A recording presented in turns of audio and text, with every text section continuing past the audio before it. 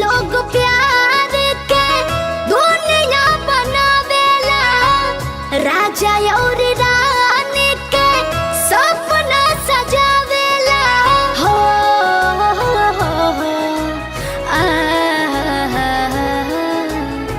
झूठे लोग प्यार के दुनिया बनावेला, राजा और रानी के सपना सजावेला।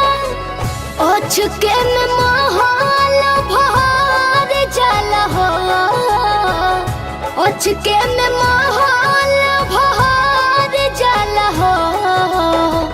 प्यार के कहानी ठहर जाला हो, प्यार के कहानी ठहर जाला हो।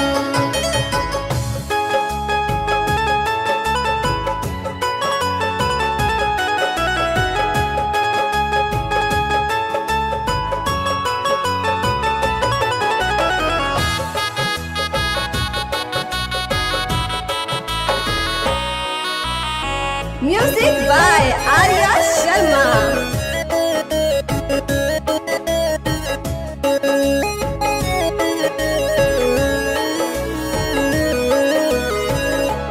केहू पहिले न जाने ये दर्द के, नैना पर कोई देला सब हद के, पर कोई देला सब हद के। केहू पहिले न जाने ये दर्द के, नैना पर कोई देला सब हद के। मिले खातिर खोजे लोग रोजे बहाना, जुल्मी जमाना मारे दिन रात ताना। डलिया से पतिया जैसे झड़ जाला हो, डलिया से पतिया जैसे झड़ जाला हो। प्यार के कहानी ठहर जाला हो, प्यार के कहानी ठहर जाला हो।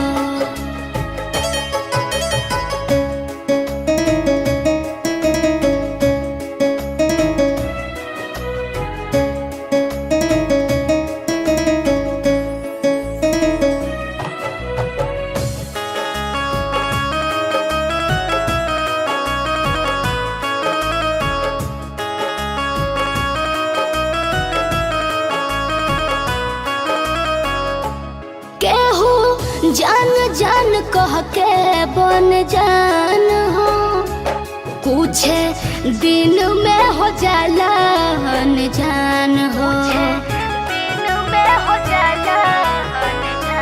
केहू जान जान कह के बन जान हो, कुछ दिन में हो जाला अनजान हो।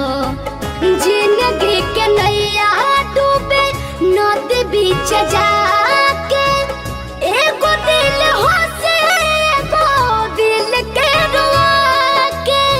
शिल्पी सोचाला का बिखर जाला हो, शिल्पी सोचाला का बिखर जाला हो।